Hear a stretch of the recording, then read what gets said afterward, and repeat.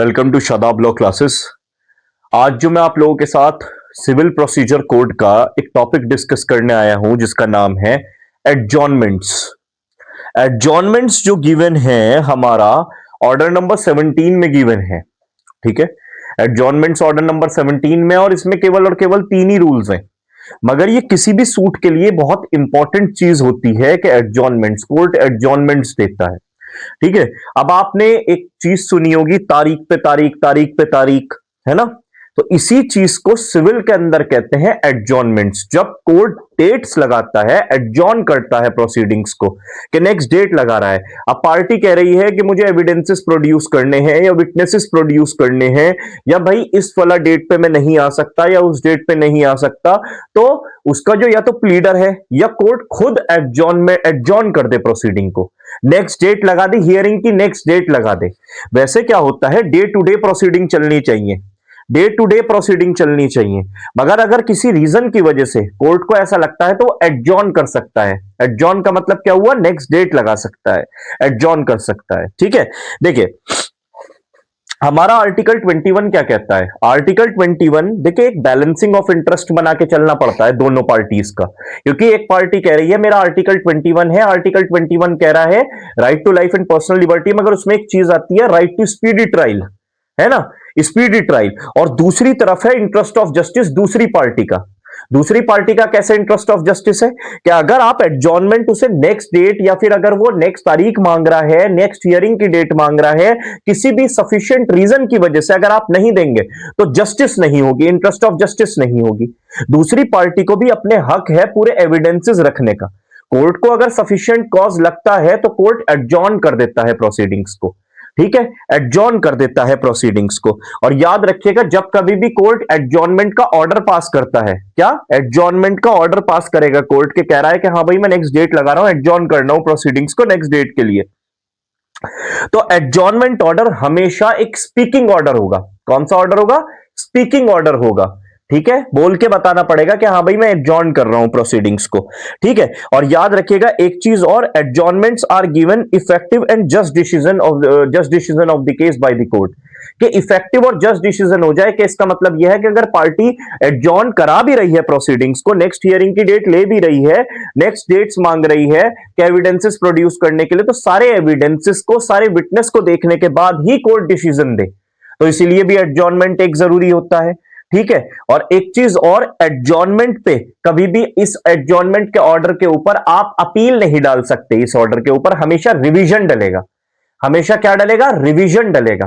ठीक है, एडजॉर्नमेंट के ऑर्डर पे क्या नहीं होती, ओनली रिवीजन डलता है, क्या नहीं डलता, अपील नहीं होती है। तो मैं एक बार आपके लिए रूल 1 पढ़ देता हूं इसका।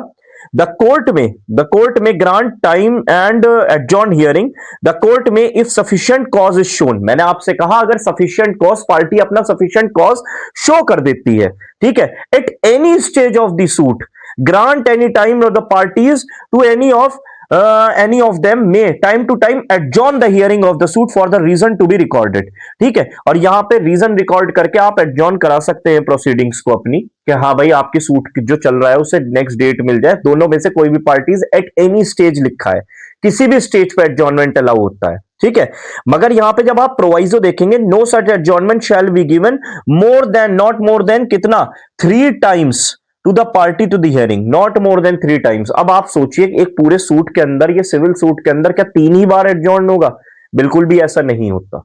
एडजॉर्नमेंट 3 से ज्यादा बार होता है। ठीक है, ऐसा कुछ नहीं है, बहुत आपको तो पता ही कितनी डेट्स भी लगती हैं, कितनी बार एडजॉर्न होती है प्रोसीडिंग्स। ठीक है, तो इसके अंदर एक केस था, Salim advocate case, adjournments can not be denied as it will be defeat of justice but mere small adjournments must not be allowed। देखिए स्मॉल ग्राउंड्स के ऊपर कभी भी एडजॉर्नमेंट्स नहीं होता, आपको एक सफिशिएंट कॉज शो करना पड़ता है। ठीक है, और सलीम एडवोकेट केस में भी ये बहुत इंपॉर्टेंट बात कही गई थी कि just decision of the case के लिए एडजॉर्नमेंट्स को आप डिनाई नहीं कर सकते। अगर बंदे को एविडेंसेस लेके आने हैं, विटनेस को प्रोड्यूस करने, उसे तो एडजॉर्नमेंट लेना ही पड़ेगा ना, उसे हियरिंग के लिए डेट लेनी ही पड़ेगी। ठीक है, तो एडजॉर्नमेंट्स आप नहीं अलाउ कर सकते। और एक चीज और याद रखिएगा, देखिए इसके अंदर कॉस्ट ऑफ एडजॉर्नमेंट्स भी लिखा है। देखिए अगर आप बार बार एडजॉर्नमेंट्स ले रहे हैं तो आपको ऑब्वियसली हाई कॉस्ट पे करनी पड़ती है। हाईयर कॉस्ट पे करने का मतलब है कि कोर्ट आपके ऊपर कॉस्ट इंपोज कर सकता है। जो भी पार्टी एडजॉर्नमेंट ले रही है, एडजॉर्न करा रही है प्रोसीडिंग्स को नेक्स्ट डेट के लिए, ठीक है, वो कोर्ट कह सकता है कि आप दूसरी पार्टी का तो टाइम वेस्ट हुआ है ना, उसके अंदर दूसरी पार्टी तो आई है तो उसका तो टाइम वेस्ट हुआ है, तो कोर्ट हायर कॉस्ट इंपोज कर सकता है।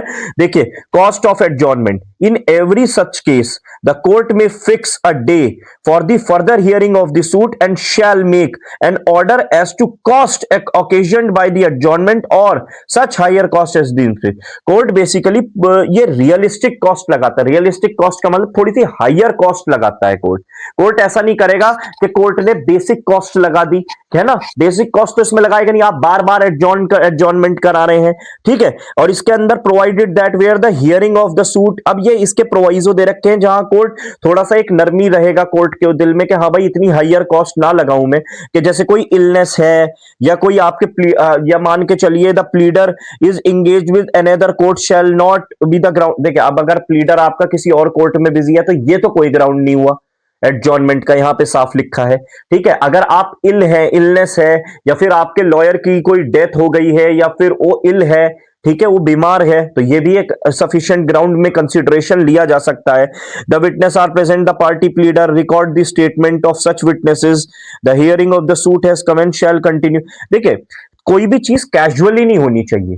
कैजुअली का मतलब क्या, आप कैजुअली आए और तारीख ले गए, एडजॉर्नमेंट ले गए, क्या एडजॉर्न करा ली प्रोसीडिंग्स, ठीक है। मगर इसके अंदर क्या है कि आप बियॉन्ड कंट्रोल, आपके बियॉन्ड कंट्रोल ऐसी सिचुएशन होनी चाहिए, ऐसा ग्राउंड होना चाहिए कि हाँ भाई कोर्ट को भी लगे कि ये पार्टी के बियॉन्ड कंट्रोल की चीज थी, ठीक है। अब इसके अंदर अगर आप रूल 2 देखेंगे ठीक है, ठीक है। और हाँ, एक चीज और भी है इसके अंदर कि अगर आपको अपना, ऐसा भी होता है बीच में, अगर आपको अपना लॉयर चेंज करना है तो भी कोर्ट एडजॉर्नमेंट अलाउ कर देता है कि हाँ भाई चलो बंदे को लॉयर चेंज करना है अपना, तो भी मैं एडजॉर्नमेंट अलाउ कर देता हूं, ठीक है। इसके अंदर रूल 2 क्या है, procedure if party fails to appear.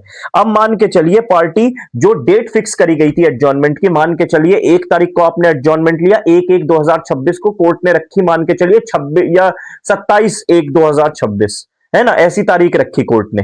मान के चलिए जो तारीख रखी उस तारीख पे बंदा आया ही नहीं, जिसने एडजॉर्नमेंट लिया था वो पार्टी ही नहीं आई, ठीक है। या तो court deem to be present कर लेगा उसे, कोर्ट क्या कहेगा कि भाई या तो डिस्पोज ऑफ द सूट, या लिखा है ऑर्डर 9। ऑर्डर 9 का यह मतलब है कि कोर्ट क्या करेगा, कोर्ट ये करेगा अगर प्लेंटिफ नहीं आया या डिफेंडेंट नहीं आया, दोनों में से ऑर्डर 9 का मतलब यह है, वहां पे लिखा है, ठीक है। ऑर्डर 9 कहता है अटेंडेंस ऑफ पार्टीज, कि पार्टी को अटेंड करना है जो उनकी डेट्स हैं। अगर पार्टी अटेंड नहीं करती है तो ऑर्डर 9 का प्रोसीजर होता है, उसमें कोर्ट डिसमिस भी कर सकता है, ठीक है, डिसमिसल भी कर सकता है, या क्या कर सकता है, मान के चलिए डिफेंडेंट आया, उसने एक पार्ट को एडमिट कर लिया, उसने कहा, मान के चलिए एक बंदे के ऊपर क्लेम था, मान के चलिए 50 लाख रुपए का, वो 25 लाख एडमिट करके चला गया, तो डीम्ड कोर्ट एडमिशन उतना कर देगा और बाकी 25 लाख को डिसमिस कर देगा, डिसमिसल कर देगा, ठीक है, क्योंकि आप आए ही नहीं, आपने ही एडजॉर्नमेंट ले रखी थी। जो भी पार्टी एडजॉर्नमेंट लेती है तो कोर्ट उसी हिसाब से ऑर्डर 9 को रूल फॉलो करते हुए या तो कोर्ट डिसमिस कर देगा या फिर वहां पे जस्ट डिसीजन कर देगा। और एक चीज और लिखी है इसके अंदर, जब आप देखेंगे लास्ट लाइन, और such other order as is things fit. Such other order as things fit का मतलब कि फर्दर एडजॉर्नमेंट दे दे कोर्ट, चाहे तो नेक्स्ट डेट दे दे, ठीक है। कोर्ट फर्दर एडजॉर्न कर रहा है प्रोसीडिंग को, ऑब्वियसली आपके दिमाग में एक चीज रहनी चाहिए कि अगर एडजॉर्न करेगा तो कॉस्ट भी इंपोज करेगा, और रियलिस्टिक कॉस्ट इंपोज करेगा। अगर आपके पास सफिशिएंट ग्राउंड नहीं भी है या फिर है भी, तो कोर्ट एक रियलिस्टिक कॉस्ट ही लगाता है हमेशा, कि आप कॉस्ट तो पे करिए क्योंकि दूसरी पार्टी आई थी उसके अंदर, ठीक है। दूसरी पार्टी का टाइम वेस्ट थोड़ी ना है कि आप जबरदस्ती उसे बुला बुला के, पार्टी इज बीइंग वेस्ट, है ना, अगेन एंड अगेन, कि आप उसे बुला रहे हैं, आप एडजॉर्नमेंट लेके जा रहे हैं और आपकी जिस डेट पे आपने ही लगवाई थी उस डेट पे आप आ भी नहीं रहे हैं, तो कोर्ट या तो फर्दर एडजॉर्नमेंट की डेट लगा देगा या फिर जस्ट वहीं के वहीं। एक चीज और करता है, जरा ध्यान से सुनिएगा कि यहां पे इसका एक्सप्लेनेशन ये बात कह रहा है, वेयर द एविडेंस और substantial portion of evidence of the party already been recorded and the party fails to appear. जब सब्सटेंस ऑफ द, अब कोर्ट क्या करेगा इसके अंदर, डीम्ड यहां पे कर लेगा, डीम टू बी प्रेजेंट कर लेगा कि हाँ भाई पार्टी, अगर सब्सटेंशियल पोर्शन ऑफ एविडेंस पूरा हो चुका है, कोर्ट कह रहा है आना ना आना इनका एक ही बात है, फालतू का एडजॉर्नमेंट हो रहा है अब तो, अगर आते तो भी यही मैं करता, नहीं आते तो भी मुझे यही करना है, तो court deem to be present करके उसके ऊपर जस्ट डिसीजन दे देगा अपना, जो भी उसे करना होगा कार्रवाई या डिसीजन देना होगा, उसे डीम मान लेगा कि हाँ भाई पार्टी प्रेजेंट है एक फिक्शनल, और कह देगा हाँ मैं डीम प्रेजेंट मानता हूं। और उसके बाद क्योंकि उसे सब्सटेंशियल पोर्शन ऑफ एविडेंस तो रिकॉर्डेड है ही, उसके पास सारी चीजें तो है ही, ठीक है, तो ये वाली चीज है। अब ये है इसका रूल 3, कोर्ट में proceed notwithstanding either party fails to produce evidences where any party to the suit to whom the time has been granted failed to produce evidences or to cause attendance of the witness or to perform any other act necessary for the proceeding progress of the suit for which the time has been allowed, the court may notwithstanding such default if the parties are present proceed to decide। वहीं पे ही immediately decide कर देगा। Fourth with का मतलब होता है हाथों हाथ डिसाइड कर देगा अगर पार्टी प्रेजेंट होगी। If the parties are absent तो रूल टू का मतलब फर्दर एडजॉर्नमेंट दे दे या फिर ऑर्डर 9 करके डिसमिस कर दे या डीम्ड वो कर ले, उसके वो जो उसने एडमिट किया है जितना क्लेम अपना उतना क्लेम को मान ले और फर्दर वो कर दे। ठीक है, या आई थिंक आपको समझ में आया होगा। सलीम एडवोकेट केस में भी यही बात कही गई थी, you can go as much of adjournments on reasonable grounds, कि आप जितने चाहे उतने एडजॉर्नमेंट लीजिए मगर आपके ऊपर कॉस्ट जरूर इंपोज करेगा कोर्ट। तो देखिए एडजॉर्नमेंट्स का यही है कि आपके पास अगर सफिशिएंट ग्राउंड है, या तो आपको एविडेंसेस पेश करने हैं, विटनेसेस पेश करने हैं, या कोई भी ऐसा ग्राउंड है जिस कोर्ट को सफिशिएंट लगता है, सफिशिएंट कॉज लगता है, आप बिल्कुल दिल खोल के एडजॉर्नमेंट्स लीजिए, कोई प्रॉब्लम नहीं है। मगर कोर्ट हमेशा याद रखिए उसके ऊपर आपके ऊपर कॉस्ट इंपोज करेगा ही करेगा। आई थिंक आपको समझ में आया होगा।